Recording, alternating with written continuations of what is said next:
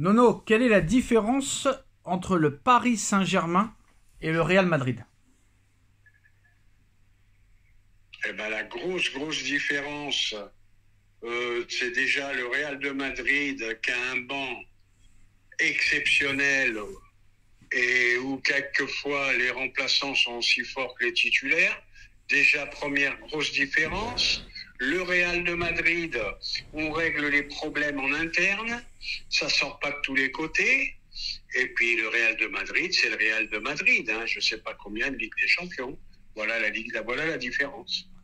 Alors c'est pas mal, mais il y a une autre différence. Quelle est la différence entre le Real Madrid et le Paris Saint-Germain, Nono? Par Eh exemple, ben, si tu de veux cette encore une saison. autre Non, différence, le Real de Madrid, quand il n'y a pas le résultat, l'entraîneur il saute. non, c'est pas ça. Par exemple, cette saison, la saison 2024-2025, là, depuis que ça a repris au mois d'août. Quelle est la différence entre ce PSG-là de cette saison et le Real Madrid? Ben, il y a une classe d'écart. Oui, Il y a une d'accord. classe Mais d'écart pourquoi? malgré tout. Pourquoi? Et pourquoi? Parce que c'est une équipe beaucoup plus équilibrée. Mhm, C'est une équipe où il y a beaucoup plus de grands joueurs. mhm. Et puis voilà. Et c'est une équipe qui a beaucoup plus de talent, même si elle est en difficulté en ce moment. La différence entre le PSG et le Real, c'est que le PSG n'a pas de grands joueurs comme le Real a des grands joueurs. Voilà. Eh ben, c'est ce que je viens de te dire. Ça veut dire que hier, t'as Lotin qui marque. T'as Lotin qui retrouve un petit peu son niveau d'antan. Et malheureusement, la Poisse, il se blesse. Vinicius le remplace. Vinicius marque. Vinicius fait une passe décisive. Et Bellingham qui marque derrière. Donc, à un moment donné, t'as des joueurs comme Courtois, comme Bellingham, comme Vinicius. Au milieu de terrain, t'as des joueurs aussi qui peuvent faire la différence. Alors qu'à Paris, t'as seulement un seul joueur, Nono. Un seul joueur de classe mondiale qui s'est révélé au bout de 4 ans. Donc voilà la différence, et on l'a vu que... Parce que moi, contre l'Atalanta, Nono, je pensais pas qu'ils allaient gagner, et ils ont quand même gagné 3-2, j'aurais pas cru. Et moi, je pense encore, Nono, parce que là, on est en train de dire que le Real fait une mauvaise saison, mais ils sont à un point du Barça, avec un match en retard, et là, ils sont en train de remonter tranquille, et on sait très bien, Nono, tous les ans, on se fait avoir, on sait très bien qu'au Real, de août à décembre, ça galère, et à partir de janvier, ça appuie sur le champignon, et ça sort la surmultipliée, et ça finit champion d'Europe comme d'habitude.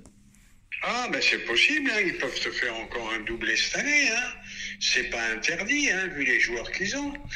Bon, ben voilà, parce que tu ne m'écoutes pas, tu as répété exactement ce que je viens de te dire. Ils ont des grands joueurs, Paris n'en a pas. Ils ont des joueurs qui font la différence, Paris n'en a pas. Et puis voilà, c'est tout, hein. C'est très clair, très clair. Qu'est-ce que tu penses du perfect pour l'instant de Liverpool, 6 matchs, 6 victoires? Des fois, le Oh, problème... ils sont vraiment au-dessus. Ouais, mais des fois, le problème, Nono, c'est que quand t'es au-dessus comme ça, à mi-saison, il peut y avoir un certain relâchement dans les grands rendez-vous, alors que le Real, eux, ils aiment commencer dans la difficulté les premiers mois, et après, ça monte crescendo, et après, là, ils partent comme des fous, quoi. D'accord, ben, je suis d'accord avec toi, mais là, je les vois gros comme une maison. Un entraîneur, je ne sais pas d'où ils l'ont sorti, cet entraîneur. Un jeu, mais alors un jeu faramineux, d'une puissance, d'une intensité. Ouh là là, ça fait longtemps Le que je n'ai Bayern, pas le vu Bayern, ça. c'est pas mal aussi, hein. Pardon? Le Bayern, c'est pas mal aussi. Le Bayern, c'est un peu en dessous, je pense. Oui, mais c'est pas Et mal là, quand pour même. l'instant, Liverpool est vraiment au-dessus de tout le monde. Mais je vois quand même le Et Real, comme tu Nono. dis, est-ce que ça va durer? J'en sais rien. Mais à l'instant T, c'est la meilleure équipe en Europe en ce moment. Mais je vois quand même le Real au bout du compte, je sais pas pourquoi. Ah, bah le Real, ça peut aller très vite, hein. Le Real, Courtois qui redevient décisif, Vinicius qui marque, pour peu que Mbappé redevienne le Mbappé, Bellingham qui est sur un nuage, hein, 4 matchs, 4 buts. Bellingham qui revient comme c'est pas possible. Ah non, faut surtout pas enterrer le Real, hein. Pour moi, à l'heure actuelle, Nono, Bellingham, c'est le meilleur joueur du monde avec Vinicius, hein. Je le mets à égalité avec Salah, moi. Oui, mais ça là, ça fait des années qu'il est comme ça, Nono, hein. Ah non, mais Bellingham, il risque encore lui aussi. Bah, ils l'ont repositionné sur le terrain. Carlo Ancelotti a enfin compris qu'il fallait le mettre un peu plus devant. Bon, ben voilà, hein. Bellingham très fort, Vinicius très fort, Mbappé qui peut revenir, Courtois très décisif. Bon, ben s'il se renforce un ou deux défenseurs, je pense que ça peut faire encore très mal cette année. Quand tu penses, bon après il voulait que le Real, hein, mais quand tu penses que tu as dépensé 180 millions pour Kolo Muani et Ramos, et que tu aurais pu avoir Bellingham pour 105 millions, mais bon de toute façon il voulait pas venir à Paris, il voulait que le Real. Donc mais moi je vais te dire, sans parler de Bellingham, sans parler de qui que ce soit, moi je suis directeur sportif aujourd'hui du PSG. Je sais pas si tu as vu le match Atalanta-Real Madrid. Ah si. Eh ben je fais l'effort. J'achète le petit Lookman, moi. Moi, je suis désolé. Il y avait des opportunités. J'achète le petit Lookman. J'achète le petit, j'oublie toujours son nom. Dis-moi son nom. L'ailier droit de l'Espagne. Daniel Olmo. Non, l'autre. Nico Williams. Nico Williams. Voilà les opportunités. Nico Williams. Et en plus des joueurs jeunes. Voilà. Et il y avait des opportunités. Le petit Lookman, là, il mettait directement Barcola sur la touche. Il y en avait des opportunités. Mais voilà, on a été acheter des trucs pas possibles. Bon, ben écoute, hein, qu'est-ce que tu veux que je te dise? Eh ben voilà la différence que tu me demandes. Ça travaille 10 fois mieux au Real qu'à Paris. Ah bah ça, c'est pas nouveau. Mais comme disait Albert Camus, Nono, il n'y a pas d'endroit dans le monde où l'homme est plus heureux que dans un stade de foot. Hein. Ben bravo pour ta culture. Ah bah merci. Alors, bon... Je soulignerais quand même, Nono, qu'une seule chose, la montée en puissance quand même de Doué, et un mec que je trouve surcoté quand même, hein, qui n'apporte pas grand-chose, Nono. Hein. Autant garder Verratti, t'aurais fait quand même 70 millions d'économies. C'est Neves, hein, très très très moyen. Et Ruiz de plus en plus nul, hein, Nono. Hein. Ah ben Ruiz, pour moi, ça y est, c'est fini. Je l'ai défendu, mais on peut pas sans arrêt dire l'euro extraordinaire qu'il a fait avec l'équipe d'Espagne. Il devrait être quand même en capacité d'apporter beaucoup plus à Paris. Donc, je crois qu'il faut s'en débarrasser au plus vite. Et pourtant, je l'ai défendu. Hein. Euro exceptionnel en Espagne. Et après, disparu des radars. Même disparu de la circulation, Nono. Bon, c'est pareil, les radars ou la circulation. Ouais, tu me diras, c'est pareil. Il n'y a pas une grande différence. Tu me diras, c'est pareil. Bon, bah, de toute façon, moi, pour moi, Là, le meilleur joueur du PSG, on va pas se mentir, hein, c'est vraiment Hakimi, hein, qui est sur une autre planète en ce moment. Donc, on espère que ça va continuer. Dans un premier temps, moi, je vois personne qui me régale hein, dans cette équipe. Honnêtement, Nono, je te dis la vérité. Ramos, il a marqué, on l'a pris pour un dieu. Ramos, c'est son premier but en Ligue des Champions, Nono, avec le PSG. Il était temps. Barcola, c'est 0 but en Ligue des Champions. Il est homme du match. Non, franchement, Doué m'a fait plaisir hier quand il est rentré. Doué m'a fait plaisir. Mais sinon, non, il y a vraiment Hakimi. Mendes, il a été un peu mieux hier. Un peu mieux. Non, je le trouve beaucoup mieux. Hein, parce que là, comment il s'appelle, Enrique le laisse quand même un peu plus libre. Bon, bah, non, mais c'est pas qu'il est mieux, c'est qu'il prend des risques lui au moins. Prend ses responsabilités. Il prend des risques et puis là, il a plus peur de monter. Voilà, non, Nuno, moi j'y crois en Nuno. La question qu'il faut se poser, Nono, maintenant que Hernandez a fait sa rentrée hier, qui va sauter? Eh ben normalement, je vais te surprendre. Moi, je tenterai une charnière Pacho-Hernandez. Moi aussi, parce que je vois la Marquinhos, la tête du loser là.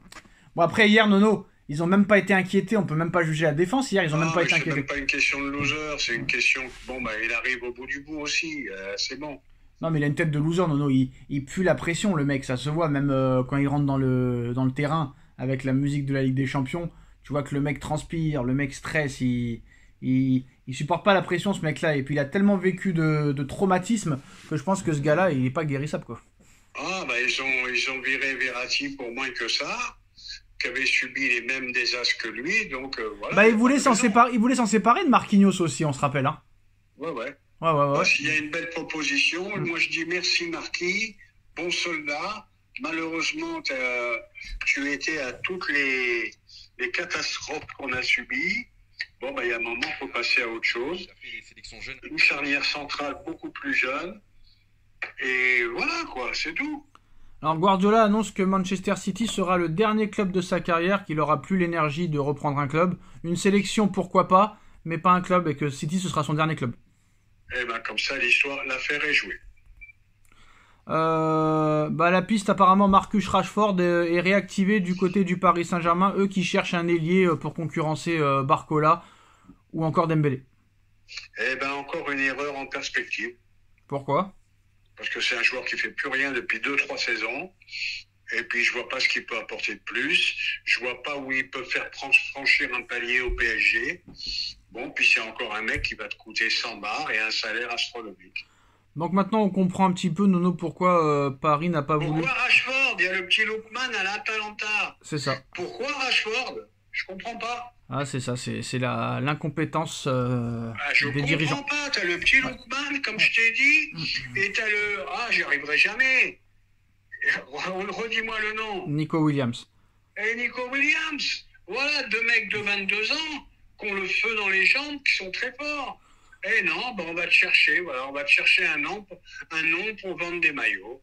Voilà, un mec qui fait plus rien depuis 2 saisons, qui est même plus sélectionné en équipe d'Angleterre. Et on a vu aussi les très mauvaises prestations de Xavi Simons et de Leipzig en Ligue des Champions, donc on a compris pourquoi Paris ne voulait pas le garder. Et si vraiment ils arrivent à vendre ce mec 70 millions, bah ce sera pas loin du casse du siècle. Ah bah je suis prêt à l'accompagner si ça peut les aider. Voilà, mais il est quand même titulaire avec l'équipe des Pays-Bas. Bon, un petit encouragement à Lotin quand même pour moi, j'ai trouvé sur les 15 minutes qu'il a joué, j'ai retrouvé un petit retour de jambes. Hein. Mais malheureusement, il s'est blessé et on dit qu'il sera indisponible 3 semaines. Mais bon, tu le connais, lui, 3 semaines, c'est 10 jours. Hein. Oui, 3 semaines, il peut rejouer la semaine prochaine. Voilà, c'est comme ça que ça se passe. Et on l'a vu avec Vinicius, qui devait aussi être absent 1 mois, et il est revenu au bout de 15 jours, le gars. Donc, voilà.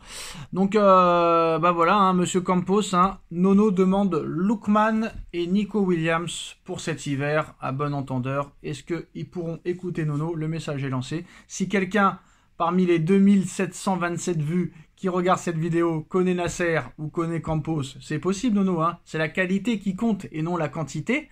Même si au niveau oseille, c'est la quantité. Mais si jamais... Apparemment, il paraît que Nasser, Nono, regarderait tous les ans, au mois de juin, les plus gros youtubeurs qui font un petit peu des vidéos du genre le mercato idéal du Paris Saint-Germain. C'est quelqu'un qui avait dit ça, je crois, il y a 1 an ou 2. Ah, un proche de Nasser, qui regardait des vidéos de Willow ou de sorte des mecs comme ça, là, tu sais, qui font ma compo idéale, mon mercato idéal. Ça, tout le monde est capable de le faire, mais il ferait mieux d'écouter ses conseillers. Il ferait mieux d'écouter. Mais c'est qui ses conseillers? C'est qui ses conseillers? Oui, mais attends, tu m'as pas laissé finir. Encore que ses conseillers ne connaissent pas plus que lui. C'est qui? C'est Bob Besevich, là, l'ancien chauffeur de Vanderbilt qui est devenu... Non, mais je veux pas repartir dans les polémiques. Bah moi, je repars. Plutôt qu'il s'appuie sur des gens qui connaissent le football. Ouais. Qu'est-ce qu'on va aller avec... Parce que maintenant... tu as vu l'interview de Mbappé avec Mouloud Achour? C'est une catastrophe. Non, mais non, le conseiller de Nasser, maintenant, c'est l'ancien chauffeur de Vanderbilt, donc c'est chaud. Hein. Oh, bah écoute, alors... Ah ouais. J'ai plus rien à dire là-dessus. Voilà. J'ai plus rien à dire. Bob Besevich. Tapez sur... Ah bah écoute, il s'appelle comme il veut. Tapez sur Google. Donc bah voilà les gars, c'est la fin de cette vidéo et puis à très vite. Salut Nono. Tchuss. Salut Sacha, tchou.